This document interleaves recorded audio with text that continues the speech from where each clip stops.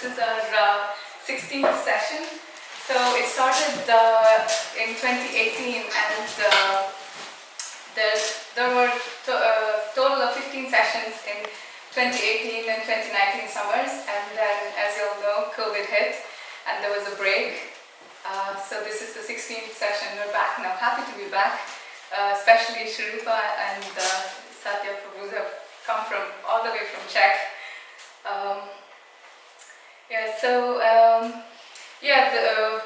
The idea behind Inish Rath sessions is to present the theistic form of arts to the surrounding people. Like, that's how it started originally, and we're hoping to continue that way. And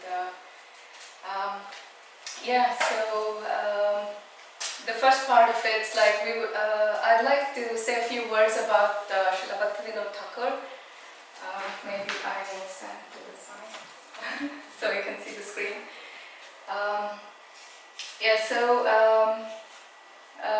They're going to be performing Bhaktivinoda Thakur's songs, so we thought it'd be nice to say a few words about him before the performance.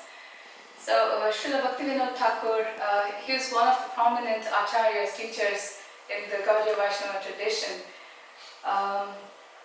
So Gaudiya Vaishnava tradition, or the Krishna consciousness movement, was started by Lord Chaitanya Mahaprabhu in the 1500s, and it flourished really well for several years up until 1750s. And after 1750, there were a lot of apasampradayas. These are the cults that call themselves devotees of Lord Chaitanya, but all their practices were completely immoral and unethical. So this was really harmful for the Gaudiya Vaishnavas, and it completely ruined the reputation and was preaching false philosophy and all of that. So Srila Bhaktivinoda Thakur, he appeared during this time. So when he appeared, there was hardly any true Vaishnava culture. It was all just pseudo devotees.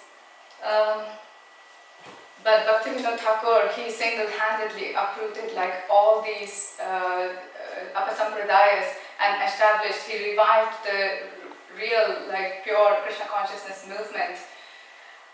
He appeared on September 2nd, 1838. So when he was born, his parents named him Kedarnath Datta, and he was actually born in a really wealthy, opulent family. But after a few years, they actually lost all their wealth because his father passed away, and there was some problem with the will, and then they somehow lost everything. There's some really amazing facts about Bhaktivinoda Thakur when he was a child, about his childhood. We can see that he was not an ordinary personality at all. At the age of 2, he wrote his first poetry. Many of us are really even learning to speak properly at that age. And at the age of 6, he studied complete Mahabharata and Ramayana and was holding discourses in them. And at the age of 9, he completed studying astrology and astronomy. But he wasn't so interested in them, and he just pursued studying. He went to college after that, but he also got married a few years later.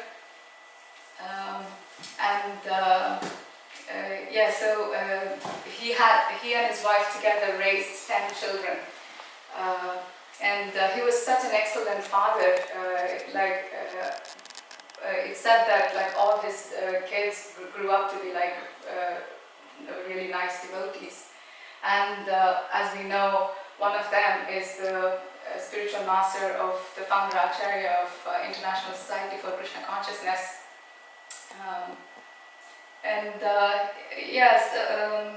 So after he finished his college, he took up the job of a headmaster in a school And it was during this time he started researching into like religious texts, and it was not just Hindu religious texts that he was interested in. He was researching all the other religious texts as well. He studied Bible and Quran, and he was really well versed in them, and he could answer anything. He was actually quite interested in Christian theology, and he actually thought like he found it less offensive than Hindu monism. After that, after his job, in 1861, he accepted the post of deputy magistrate. So this is Bhaktivinoda Thakur, like dressed in the magistrate clothes, and he was so good at his job. Like he was so excellent that like for what would take an ordinary person like an hour and a half, 2 hours to do work on a case, he could finish that in just 5 minutes. So he was working about like 6 hours in a day, but he would do many cases. So because of like his excellency in his job, British government respected him very highly, and so much so that they actually built a railway track right outside his house just for him.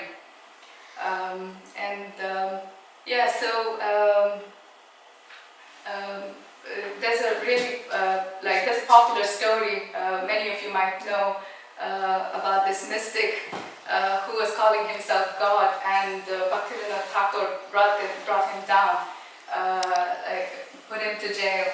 Like nobody was ready to take on this case because this mystic yogi had like real mystic powers, and he was capable of like causing like problems and like even like killing people like with his mystic power. So this guy, his name was Vaishakhi Sen, and he had this power with which he could like pass through fire and like produce flames like out of his body. And so because of this mystic power, he convinced local people that he was God. And it's usually the case that you see somebody who could do something different that you can't do. You think, okay, they must be from a different planet or something like that. So the local people, thousands of them, followed him and actually accepted him as God. But he was also exploiting people, and he was causing a lot of trouble, and the British government noticed it, and they wanted to throw him in jail. But no lawyer were ready to take on this case because they were all scared, because he was a mystic yogi and he could like cause them to die. So British government then approached Bhaktivinoda Thakur, and they asked him they requested him to take on this case. And Bhaktivinoda Thakur went to see the guy, and he found out what it is about, and he tried to talk to him, preach to him that you're not God, because Bhaktivinoda Thakur was already a religious man, and he is well versed, like he was already researching, and he knew God, he knew who the supreme person was, and not this mystic yogi who was exploiting people. So the yogi still did not listen to Bhaktivinoda Thakur, and he was still claiming that he was God, and he even warned Bhaktivinoda Thakur that if you took on the case, I'm going to cause trouble, I'm going to kill your family and you and all that. So, but Bhaktivinoda Thakur, he did not care for that. He was determined, this guy is preaching false philosophy and claiming, cheating people and all that, and he needs to be brought down. So then he takes on the case, he finds evidences against him, and then this case actually goes on for about 21 days. And during that time, his Bhaktivinoda Thakur's daughter falls sick, and nobody can tell what's wrong with her, and she just wouldn't recover. They wouldn't know what to do to recover. But Bhaktivinoda Thakur still did not back off. He stayed fixed, and he wanted to throw this guy in the jail. And after that, on the last day of the trial, actually Bhaktivinoda Thakur himself got sick, same like his daughter, and he was so sick that he couldn't go to the court. So, but like he actually still went to the courts. He went on a palanquin. He was carried to the court on a palanquin, and he appeared there, and he made sure that this guy this mystic yogi went to jail. And finally, like he went to jail. He had thousands of followers who were actually protesting and like supporting him and fighting against it. But Bhaktivinoda Thakur also got a lot of police force with him, and they put him in the jail. And finally, they cut his hair in the jail, and all his power was actually stored in his hair. And when his hair was cut, he just like shriveled and like fell to the ground. He still didn't die. He was really very weak, because he wasn't eating during the whole trial and all that. But eventually he couldn't tolerate that, and he ate poison and he killed himself in the jail. So that was the story. This was like a huge thing because he was causing a lot of disturbance there in the society, and it took somebody like Bhaktivinoda Thakur to bring him down. So. So Bhaktivinoda Thakur, he liked to follow like a strict schedule. So he would carry a pocket watch with him to make sure that he stayed on schedule, and he wouldn't waste even a single minute. So this is his schedule. He would go to rest at 8 p.m. at night, and sometimes he would wake up at 10 or sometimes at 12 a.m. and start writing till 4 a.m. So he wrote extensively. He wrote over hundreds of books and so many poems, like we couldn't even count. I was asking earlier if we know how many songs he's written, don't know, because he started, his first poetry was at the age of 2, so we can imagine how much he must have written. Then till 4 o'clock he would write and rest for half an hour, and then he would chant japa till 7 a.m. and then answer correspondence for half an hour and study scriptures for 2 hours following that, and then court duties between 10 and 5 with an hour break in between, so that's 6 hours, and then 7 p.m. back, bathe and have dinner for an hour. So this was his schedule. So you can see he did not waste any time at all, and most of the time, as you can see, is dedicated to writing. With his writing, he actually shared this knowledge with the world.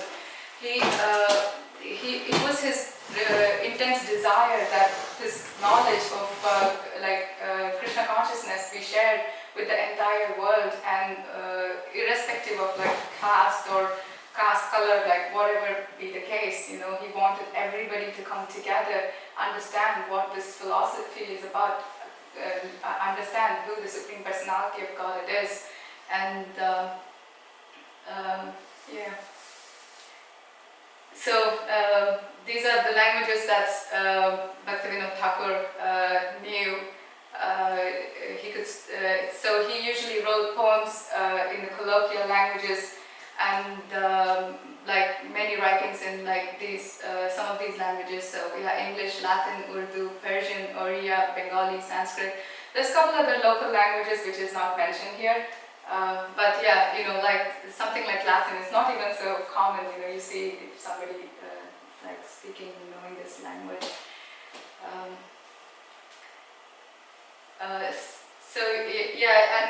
Like I was saying, he wanted to share this knowledge with the world. So one of the things he did was sending his books to libraries in the Western world. So this is a letter he sent to the Munich library along with his book Chaitanya Mahaprabhu, His Life and Precepts.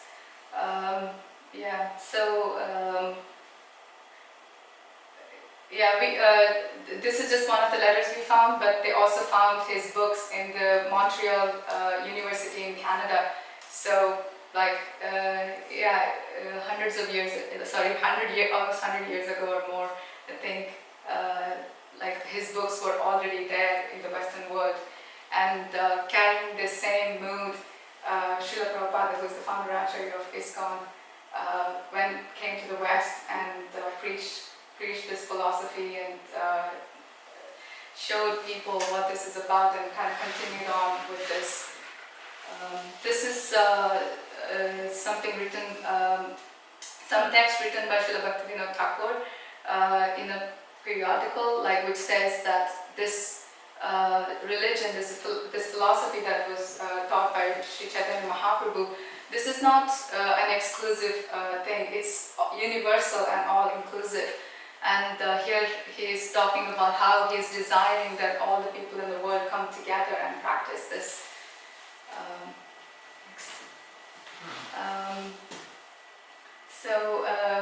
This Srila Prabhupada, he would say that Bhaktivinoda Thakur is actually the origin of Krishna consciousness movement in its pure form, because before he came, it was the pseudo devotees, the Apasampradayas, they calling themselves Gaudiya Vaishnavas or like Krishna consciousness,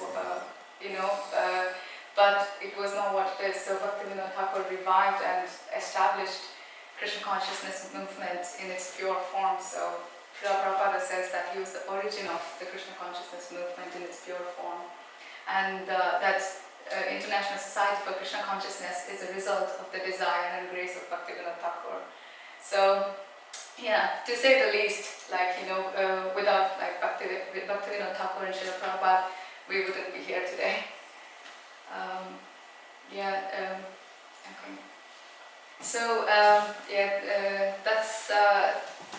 that's something like I wanted to share briefly about Srila Bhaktivinoda Thakur. And now Sri Rupa and Satya will perform 4 of his songs. So we're saying how Bhaktivinoda Thakur wrote songs in the colloquial languages. He was very much in favor of presenting the philosophy, presenting